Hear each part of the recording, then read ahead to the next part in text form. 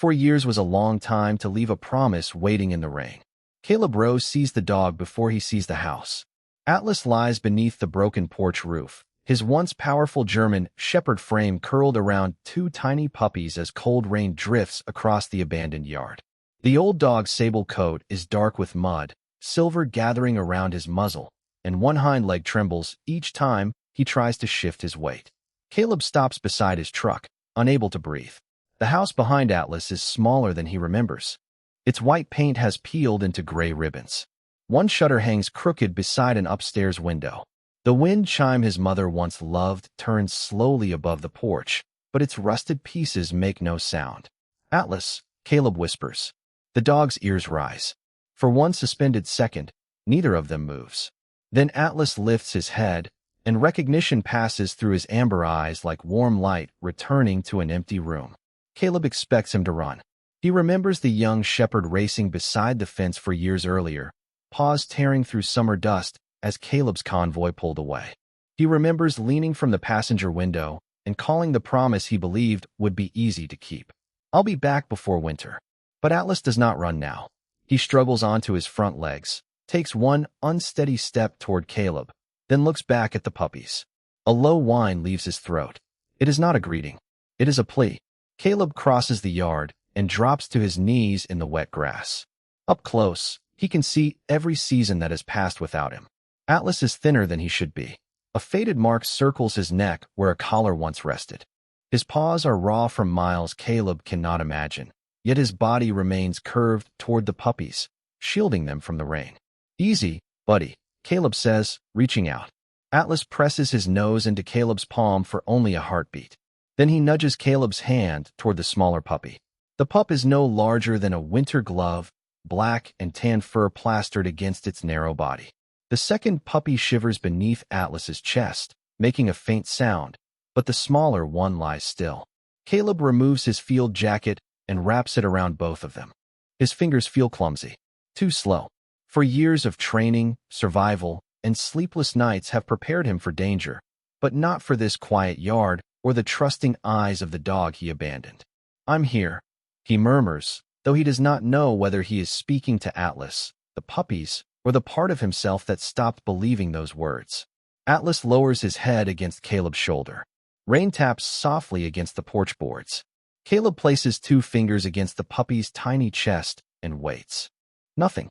Then, beneath the cold fur, he feels something so faint it could be memory. One small beat. A pause. Then another. The second heartbeat comes stronger, no larger than the tap of rain against a window, but Caleb feels it beneath his fingertips.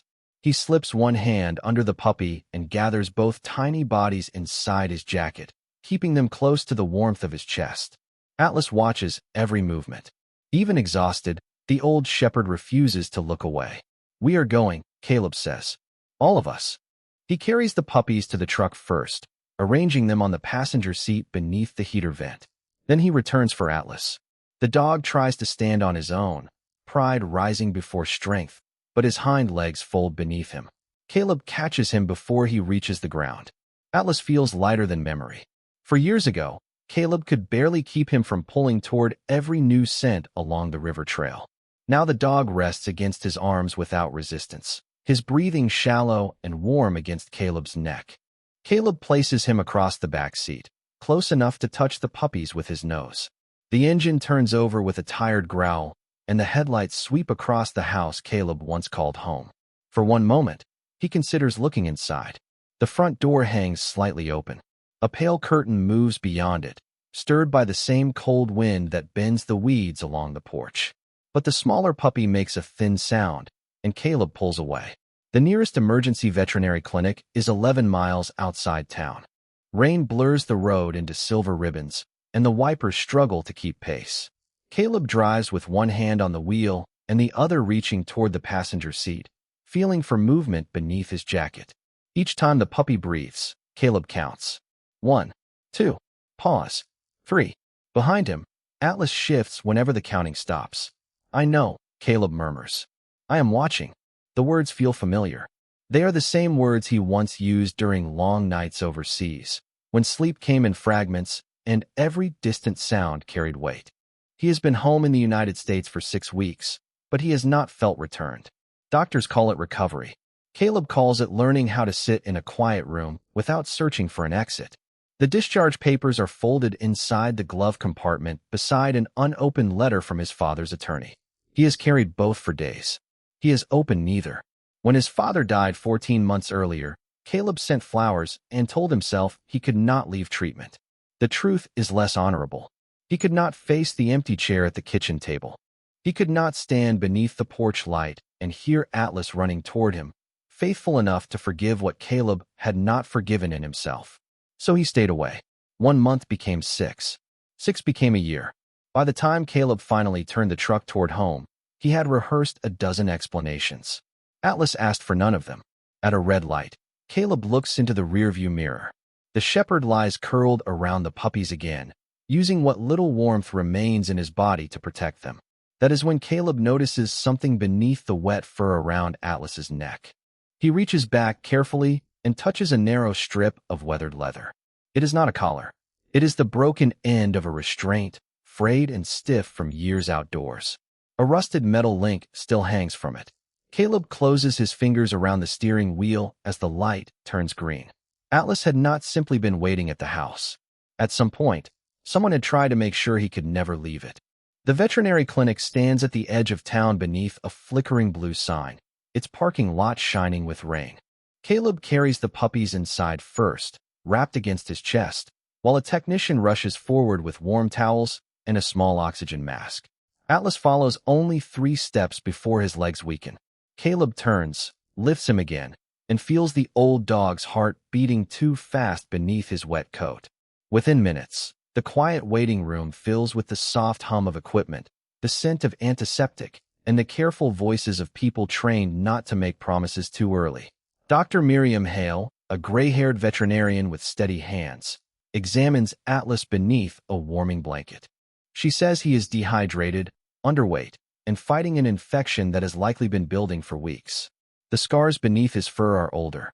Some came from rough ground, broken fencing, and long miles through winter brush. None of them explain the leather around his neck. Caleb watches as a technician removes the frayed strip and places it in a clear evidence bag. Atlas does not resist. He keeps his eyes on the treatment room across the hall, where the 2 puppies lie inside a heated enclosure. They are not his, Dr. Hale says after examining them. Different ages, different markings. They may not even be from the same litter. Caleb looks through the glass. One puppy sleeps with its nose tucked beneath a towel. The smaller one breathes with help from a thin tube. Then why was he with them? Dr. Hale glances at Atlas, whose ears lift at the faintest sound from the enclosure. Because he chose to be. A woman waiting near the front desk suddenly rises from her chair. She is small, perhaps 70, wrapped in a faded red raincoat, with silver hair pinned beneath a wool cap. Caleb recognizes her slowly. Ruth Mercer lived 2 houses down when he was a boy. She used to leave biscuits on the fence for Atlas and pretend she did not. Caleb Rowe, she says, and his name carries no accusation, only tired relief. Ruth tells him what happened after his father died. The property passed into legal dispute when unpaid taxes and medical bills surfaced. A management company took temporary control of the house. They cleared the rooms, locked the doors, and treated Atlas like an inconvenience no document had mentioned. Someone tied him near the shed while arrangements were made to move him to a county shelter. By morning, there were 3 winters passed that way. Waiting, leaving, returning. Caleb lowers his eyes to the old dog beside him. Atlas has spent years guarding a promise Caleb barely had the courage to remember. Ruth reaches into her canvas bag and removes a small wooden box, darkened by age. Caleb knows it immediately. His father kept medals, photographs, and important papers inside it. Across the lid, written in his father's uneven hand, are 6 words Caleb cannot make himself touch. For the day you finally come home. Caleb carries the wooden box to a quiet corner of the waiting room, where rain traces slow paths down the dark window. Atlas lies beneath a blanket nearby, an intravenous line taped gently along one foreleg, his amber eyes following Caleb even through exhaustion. The 2 puppies remain across the hall beneath warm lights. Caleb rests the box on his knees and runs his thumb over the familiar grain. His father built it from oak when Caleb was 12, after the boy lost his first baseball glove and insisted the world had taken it. His father had smiled and said some things were not taken. Some things were simply waiting to be found. The brass latch opens with a soft click. Inside lies a photograph of Caleb at 17, sitting on the back steps with a young Atlas sprawled across his boots. The shepherd's ears are too large for his head, and Caleb is laughing without restraint, before service, before grief, before silence became easier than honesty. Beneath the photograph are the property papers, carefully folded receipts, and a small envelope with Caleb's name written across the front. He holds it for several seconds before opening it. The letter begins without blame. His father writes that the house has grown quieter, that Atlas still rises whenever a truck slows near the driveway, and that every evening the dog carries Caleb's old work glove to the porch. He writes that he understands why his son stays away. Some wounds make a person believe love must be earned again before it can be accepted. But home, he says, was never a reward for returning whole. It was the place meant to receive whatever pieces remained. Caleb stops reading. The clinic sounds fade until he hears only rain and Atlas breathing.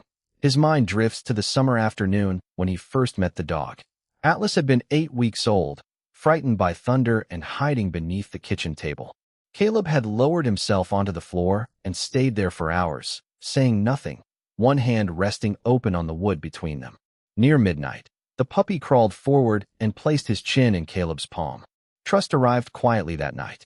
No command, no promise, just one wounded creature deciding another might be safe. Caleb looks through the glass toward the puppies and understands what Atlas has done. He found them cold and alone. He brought them to the only place he remembered as home. Then he lay beside them as Caleb once lay beside him. The thought breaks something open inside Caleb, not loudly, but completely. He presses the letter to his chest and closes his eyes. You remembered for both of us, he whispers. Atlas's tail touches the floor once beneath the blanket. Dr. Hale enters from the treatment hall, and the expression on her face changes the air before she speaks. Atlas's fever has climbed. His heart rhythm is becoming unstable, and the medication is no longer working as expected. Caleb rises so quickly the wooden box nearly falls. Across the room, Atlas lifts his head at the sound of one puppy crying. He tries to stand, but his body will not follow. Dr. Hale reaches for Caleb's arm. You should come now, she says. He may not have much time. Caleb follows Dr. Hale into the treatment room, where the lights are low and the machines speak in soft, measured tones. Atlas lies on a padded table beneath a gray blanket, his breathing uneven, each breath arriving as though it has traveled a long distance to reach him. The smaller puppy rests inside a clear warming enclosure only a few feet away. Its eyes remain closed, but every few moments it releases a fragile sound that makes Atlas's ears twitch. Caleb moves to the table and places one hand against the shepherd's neck. The fur there is still damp. Beneath it, the pulse is quick and uncertain. I am here, Caleb says. This time, the words do not feel borrowed. Dr. Hale explains that Atlas is exhausted beyond what his body can hide. The infection, the cold, the hunger, and the strain of protecting the puppies have left him with almost nothing in reserve. They can continue the medication and support his breathing, but he must stop fighting every sound from across the room. He must believe the puppies are safe. Atlas turns his head toward the enclosure again. His front paw shifts beneath the blanket. Searching for ground, he does not have the strength to cross. Caleb understands. Atlas is still on duty. Even now, even here. A technician carefully carries both puppies into the room and settles them inside a small padded basket beside the table. The stronger one curls beneath the towel. The smaller puppy barely moves. Atlas draws in a weak breath and tries to lift his head. Caleb supports him with both hands until his nose reaches the edge of the basket. The old dog touches each puppy gently, counting them by scent, then looks at Caleb. There is no fear in his eyes, only a question. Caleb reaches beneath his shirt and pulls out the old brass dog tag he has carried through 4 years of distance. Atlas's name is worn smooth at the edges. On the back, the words remain clear. No one left behind. Caleb had ordered the tag before his final deployment, believing it described the man he was. Now it feels like a promise Atlas kept alone. He places it on the blanket between the shepherd's paws. You brought them home, Caleb whispers. You kept them warm. You waited for me. His voice catches, but he does not look away. Mission complete, buddy. I am here now. Atlas's gaze stays on him for one long second. Then the tension leaves the dog's shoulders. His head lowers into Caleb's palm. The monitor beside them slows. One tone, then another. Longer spaces begin to form between each sound.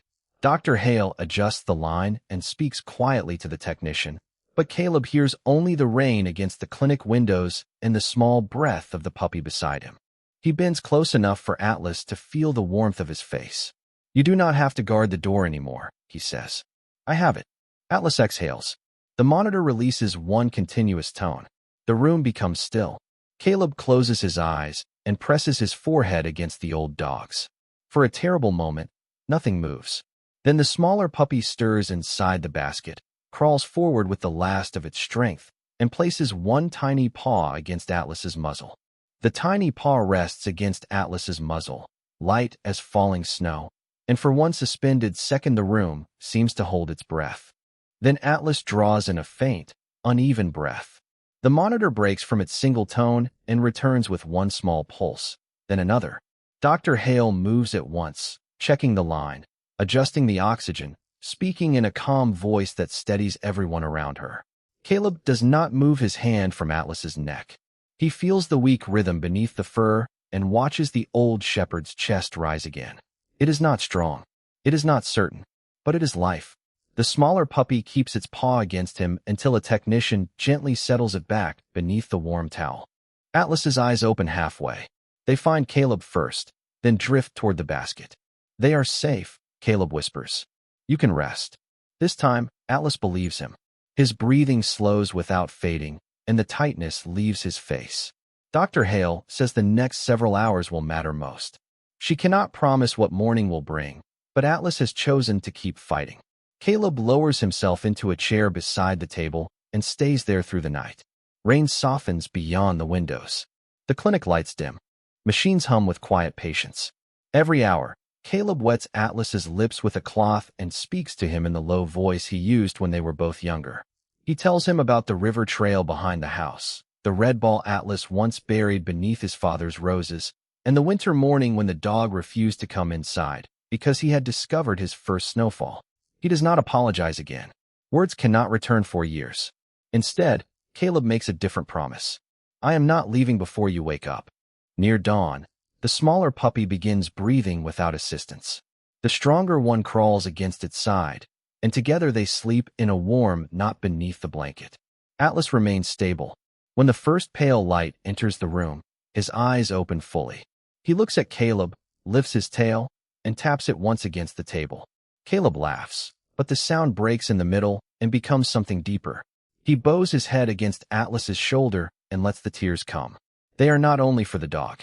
They are for his father, for the empty years, for every night Caleb mistook distance for strength. Atlas does not turn away. He rests his chin across Caleb's wrist, offering the same quiet mercy he gave beneath the kitchen table long ago. By afternoon, Dr. Hale allows Caleb to return to the property for clean clothes while Atlas continues treatment. The storm has passed, leaving the yard washed silver beneath a cold sky. Caleb enters the old house for the first time. Dust lies across the floors. The air smells of damp wood and forgotten rooms. Near the back door, muddy paw prints cross the kitchen and disappear toward the shed. They are too small to belong to Atlas. Caleb follows them outside. Inside the dim shed, beneath a torn feed sack, he finds more prints. Dozens of them. Some old, some fresh, all leading toward a narrow opening in the rear wall and the dark tree line beyond. Caleb studies the tracks until the shape of them begins to tell a story. Some belong to puppies barely large enough to cross the warped floorboards. Others are wider, pressed deeper into the dust, as though frightened dogs had passed through the shed carrying more weight than hunger alone. Near the opening in the rear wall, he finds scraps of old blankets, an empty water bowl, and a trail of dried leaves arranged into a shallow nest. Atlas had been bringing animals here. Not once. Many times. Caleb follows the prints into the woods, where the earth is still soft from rain and the air smells of pine, wet bark, and cold stone. The path winds for nearly half a mile before reaching an abandoned service road hidden behind overgrown brush. Beyond it stands a low collection of weathered kennels and storage buildings, their signs faded beyond reading. No people remain, but several bowls, broken carriers, and stacks of outdated paperwork suggest the place once held far more dogs than anyone in town knew. Caleb does not enter alone. He calls Ruth, Dr. Hale, and the county animal welfare office. Within an hour, 2 officers and a rescue coordinator arrive. They move carefully through the property, finding evidence that the operation closed in haste weeks earlier. Most of the animals were gone, but not all. In a sheltered enclosure behind the main building, they discover 4 frightened dogs and 3 young puppies, thin but alive, gathered beneath a torn tarp. There is no dramatic struggle, only quiet hands, warm blankets, and the soft clicking of carrier doors as each animal is brought into safety. Ruth stands beside Caleb while the rescue team works. "Atlas led others here before," she says. "Last winter, a brown hound appeared at my porch with one of his old blankets tied around its collar. I never understood how." Caleb looks back toward the narrow trail. Atlas had learned where kindness lived. When he found an animal strong enough to walk, he guided it toward neighbors, farms, or the county road where someone might notice. But the 2 puppies beside the house had been too weak. So Atlas returned to the porch and waited for the one person he still believed would come. Caleb presses his hands into his coat pockets, feeling the absence of the brass tag now resting beside Atlas at the clinic. He had imagined the dog spent 4 years trapped in memory. The truth is larger. Atlas had been working, searching, carrying the meaning of no one left behind into every winter Caleb was gone. By evening, the rescued animals are transported to the clinic and a nearby shelter. County officials begin gathering records to ensure the property cannot reopen. Caleb returns to Dr. Hale with mud on his boots and pine needles clinging to his jacket. Atlas is awake, though still weak. Caleb kneels beside him and describes each dog they found, one by one, until the shepherd's ears relax. "You knew," Caleb says softly. "You knew I would finish it." Atlas places one paw over Caleb's hand. In that quiet touch, Caleb understands the deepest mercy of loyalty. Atlas had not waited for the man Caleb had become. He had waited for the man Caleb could still choose to be. Atlas remains at the clinic for another week, and Caleb spends each day dividing his time between the treatment room and the old house. He repairs the porch first. The work is slow, not because the boards are difficult to replace, but because every nail seems to wake a memory. His father teaching him to measure twice. Atlas sleeping beneath the sawhorse as a puppy. His mother hanging the wind chime where the evening breeze could reach it. Caleb removes the rust carefully, replaces the missing piece, and hangs it again above the steps. When the wind touches it, one clear note crosses the yard. The sound is small, but the house feels less abandoned. Ruth brings coffee in a metal thermos and helps him sort through the rooms. Neighbors arrive with lumber, paint, old blankets, and quiet stories about the dogs Atlas guided towards safety. No one asks Caleb why he stayed away. They seem to understand that shame grows stronger when spoken to harshly and weaker when given useful work. Caleb clears the shed, seals the opening in the rear wall, and turns the space into a warm recovery room. He installs 6 simple kennels, a wash station, and shelves for food and medicine. It is not grand.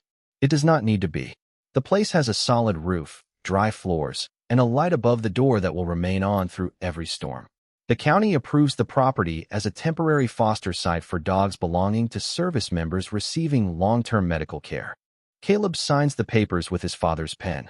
For the first time in years, his name feels connected to something ahead of him instead of something he left behind. Dr. Hale calls on a bright morning when frost edges the grass. Atlas is ready to come home. Caleb drives to the clinic with 2 new collars resting on the passenger seat. The puppies have gained weight and learned to bark whenever anyone enters the room. The stronger pup rushes toward Caleb with more confidence than balance.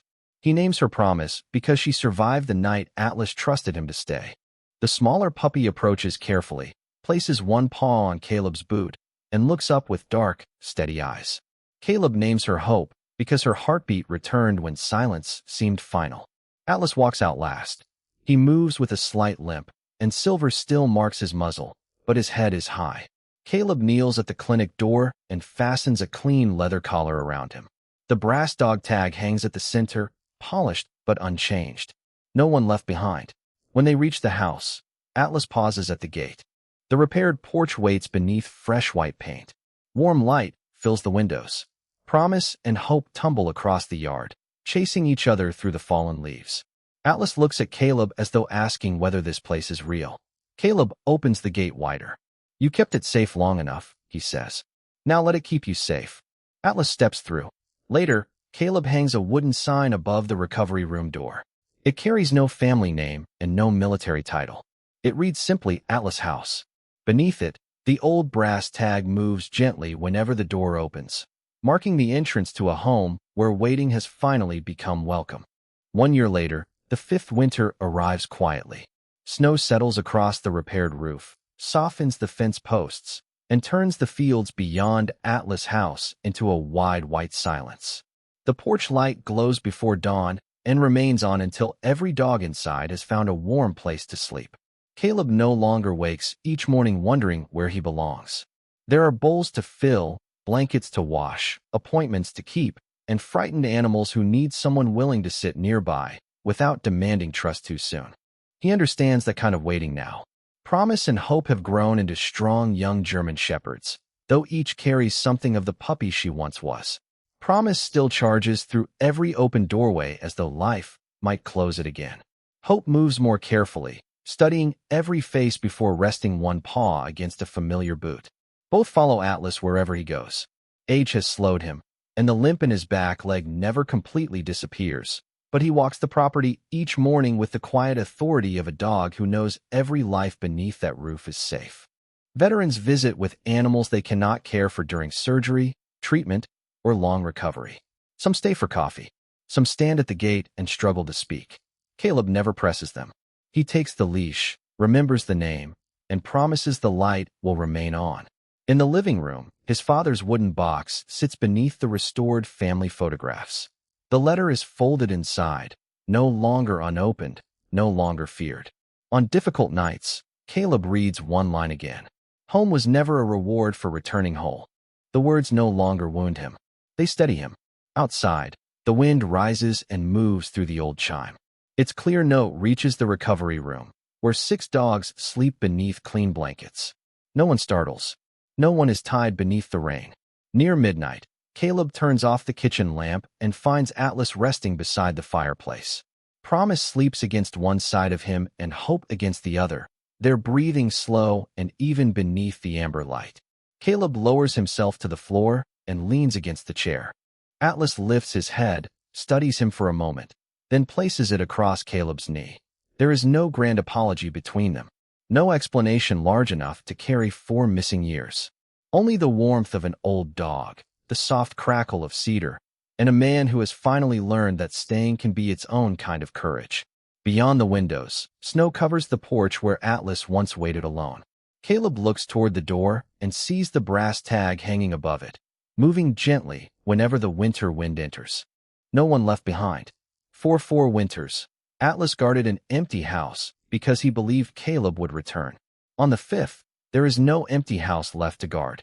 There is only light, quiet breathing, and enough room beside the fire for every soul that finds its way home.